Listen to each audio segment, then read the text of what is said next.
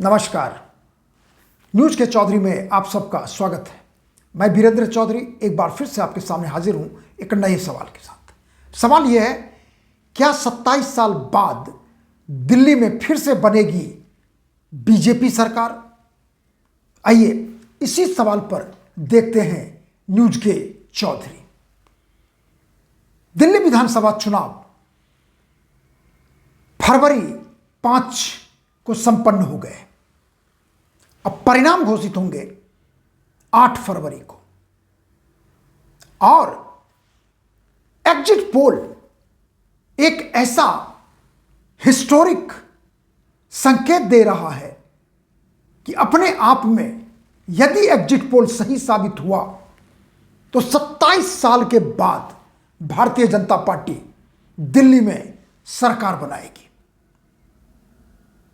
Exit poll 11 एजेंसियों ने किए हैं, जिस 11 एजेंसियों में से 9 exit polls Bharatiya Janata party को साफ साफ दिल्ली की सत्ता सौंप रही है। सिर्फ 2 एग्जिट पोल केजरीवाल यानी आपको स्पष्ट बहुमत दिखा रही है। वाजिब है इसी 11 एग्जिट पोल के आधार पर सब के सब कह रहे हैं कि 27 साल बाद भारतीय जनता पार्टी दिल्ली के विधानसभा चुनाव में परिणाम जीतकर वापस आने वाली है। क्योंकि जब दिल्ली का विधानसभा गठन हुआ 1993 में, तो पहले चुनाव में Bharatiya Janata party thumping majority के साथ चुनाव जीती थी, लेकिन दूसरे चुनाव यानी 1998 में बीजेपी हार गई और उसके बाद लगातार 3 बार 1998, 2003 और 2008 कांग्रेस की वरिष्ठ नेता शीला दीक्षित और दिल्ली की मुख्यमंत्री उनके नेतृत्व में तीनों बार कांग्रेस पार्टी चुनाव जीती, यानी बीजेपी की हार हुई। 2013 का विधानसभा चुनाव शीला दीक्षित चौथी बार नहीं जीत पाई, करारी हार हारी। लार्जेस्ट पार्टी बीजेपी बनी, 70 में से 31 सीट जीती और दूसरे नंबर पर 28 सीट जीतकर एक नई पार्टी दिल्ली की राजनीति में आई, वो अरविंद केजरीवाल की आप पार्टी। हंग असेंबली बना, लेकिन भारतीय जनता पार्टी फिर से चुनाव के सत्ता के गलियारे से बाहर हो गई। मुख्यमंत्री बने अरविंद केजरीवाल, लेकिन 50 दिन भी नहीं टिक पाए, इस्तीफा देना पड़ा। और उसके बाद 2015 में अरविंद केजरीवाल थंपिंग मेजॉरिटी के साथ यानी 70 में से 67 सीट जीतकर एक इतिहास बना डाला। अब बाकी 3 सीट गया बीजेपी के खाते में और कांग्रेस का तो तभी से दिल्ली में खाता खुलना बाकी है। 2020 में भी केजरीवाल को थोड़े नुकसान हुए, यानी 67 से सीट घट के 62 पर हुआ और अन्य 8 गए बीजेपी के खाते में और कांग्रेस खाता खोलने से फिर चूक गई। लेकिन 2025 का विधानसभा चुनाव अपने आप में बहुत कुछ कहने जा रहा है और उसी का संकेत दे रहा है ये 11 एग्जिट पोल के नतीजे। और यदि 11 एग्जिट पोल के नतीजे को देखें, जिसे हम पोल ऑफ पोल्स कहते हैं, एक अखबार दैनिक भास्कर का पोल ऑफ पोल्स कहता है कि आपको मिलेगा 30 सीटें, बीजेपी को मिलेगा 39 सीटें और कांग्रेस को 1। यानी इस पोल ऑफ पोल्स के आंकड़े के हिसाब से दिल्ली में भारतीय जनता पार्टी चुनाव जीत रही है, क्योंकि 70 में से चाहिए 36 सीट सरकार बनाने के लिए, और ये आंकड़े कह रहे हैं 39। लेकिन दूसरा अखबार, ये तो मैंने आपको बताया, आपको दैनिक भास्कर का, अब आपको बता रहे हैं टाइम्स ऑफ इंडिया का। टाइम्स ऑफ इंडिया अखबार का पोला पोल्स का आंकड़ा कहता है कि बीजेपी को 70 में से 43 सीटें मिलेंगी और आपको मिलेगा 26 और कांग्रेस के खाते में 1। अब ये कुल मिला के दोनों आंकड़े क्या कहते हैं? यदि ऐसे ही परिणाम आते हैं 8 फरवरी को, तो दिल्ली में भारतीय जनता पार्टी 27 बरस के बाद सत्ता में आएगी। जैसा मैंने कहा कि 1993 के बाद दोबारा बीजेपी दिल्ली विधानसभा चुनाव नहीं जीत पाई।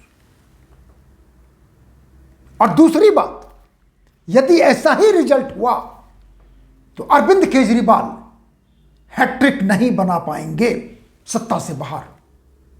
तीसरी बात, कांग्रेस का बहुत सुधार तो नहीं हुआ, लेकिन कम से कम 1 सीट के साथ खाता तो खुलेगा।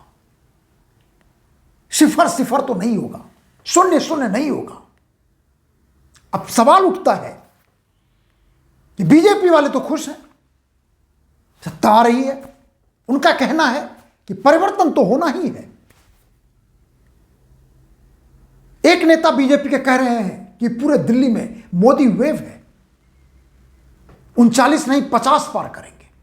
वो इसलिए कह रहे हैं कि यदि लोकसभा चुनाव के परिणाम में, जैसा कि बीजेपी ने 7 के 7 सीट जीता लगातार 3 बार, तो यदि 2024 के लोकसभा चुनाव के 7 सीटों में असेंबली के लीड को देखें तो बीजेपी को मिला था 70 में से 52 सीटों पर लीड।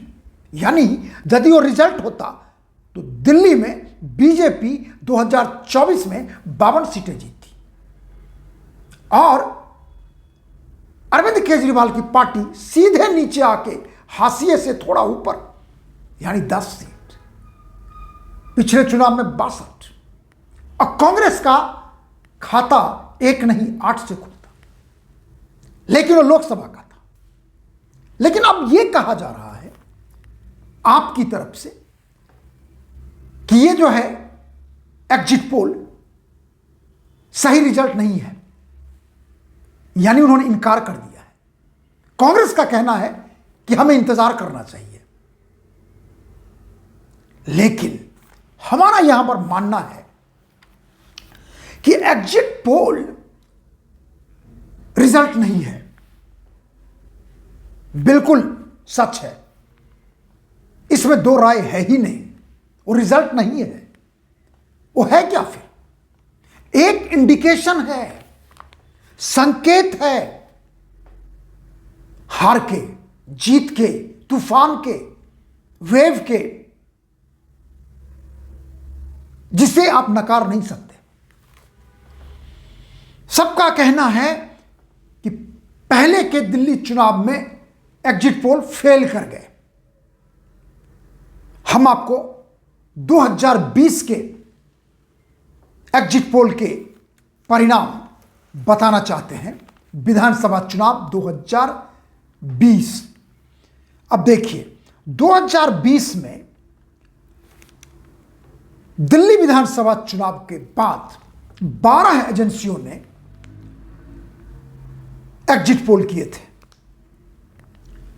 और 12 के 12 ने, आपको बताऊं, आपको स्पष्ट बहुमत दिया था। 62 सीट कह के कोई एग्जिट पोल अभी तक ऐसा हुआ नहीं है कि जैसा नंबर है वैसा ही नंबर मिला। लेकिन अगेन मैं रिपीट करूंगा कि ये एक संकेत होता है। मैं आपको 2020 के 12 जो एजेंसीज थे उसमें, जैसे टाइम्स नाउ ने 47 बताया था, आपकी बात कर रहा हूं मैं, सी वोटर ने 56, न्यूज नेशन ने 55, एक्सिस माई इंडिया ने 63, जो सबसे क्लोज, इंडिया टीवी 44, उसके बाद TV9 54, जन Ki Baat 55, Sudarshan news 42, news X 55, speak media 43 to 55, news X poll star 56। यानी पिछले विधानसभा चुनाव 2020 का पोल्स का आंकड़ा जो था, आपको 52, बीजेपी को 17, कांग्रेस 1। अब परिणाम क्या हुआ? परिणाम हुआ 62 सीट आप और 8 सीट बीजेपी, और कांग्रेस का खाता नहीं खुला। तो अब हमें यह बताइए कि पिछले चुनाव के जो एग्जिट पोल हैं दिल्ली में, जो संकेत दिया वही परिणाम हुआ ना? हुआ कि नहीं हुआ? आप ही सोचिए। 2020 की बात कर रहा हूं मैं। 2020 का आंकड़ा ऐसा नहीं कहा कि भारतीय जनता पार्टी दिल्ली का चुनाव जीत रही है। चुनाव आप ही जीत रही है। 12 के 12 एजेंसी ने कहा। फिर अब की बार आप सवाल कैसे कर रहे हो? इसे हम मानते नहीं। दूसरा देखिए, यह तो 2020 का है। अब 2015 का चुनाव का भी हम आपको बता रहे हैं। 2015 के एग्जिट पोल के पोल्स का आंकड़ा क्या था वो मैं आपको बताऊंगा। वो देखिए, 2015 में पोल्स का फिगर बना था, कुल मिला के पोल्स का फिगर 43 आप, बीजेपी 26 और कांग्रेस 1। यह सच है, यह सच है कि 67 किसी ने नहीं कहा था जो आपको मिला था, और बीजेपी को सिर्फ 3 मिला था, और कांग्रेस का खाता नहीं खुला था। लेकिन हमें आप बताइए कि 43 का मतलब क्या हुआ? आपकी सरकार बनी। उसी प्रकार जैसे 2020 में, 2013 का भी आपको मैं बताता हूं, वो भी एग्जिट पोल सुनिए। 2013 में हंग असेंबली था। उस समय बताया गया पोल्स कि 16 सीट आप, बीजेपी 35 और कांग्रेस 17, और अन्य के खाते में 2। हां, आपका जो नंबर था 16 है, वो 28 हुआ रिजल्ट में, 16 नहीं हुआ। बीजेपी का 35 पोल्स था, लेकिन मिला कितना? 31। और कांग्रेस को मिला था 8, लेकिन दिखा रहा है 17। तो कहने का मतलब है कि यहां भी स्पष्ट बहुमत 2013 का एग्जिट पोल किसी को नहीं दिया, और इसका मतलब हंग असेंबली, और हंग असेंबली हुआ। तो इसलिए हम आपसे ये तीनों एग्जिट पोल्स 2013, 2015, 2020 का इसलिए बता रहे थे कि एग्जिट पोल का जो रिजल्ट है वो एक्चुअल रिजल्ट तो नहीं है, निस्संदेह वो रिजल्ट आएगा 8 फरवरी को।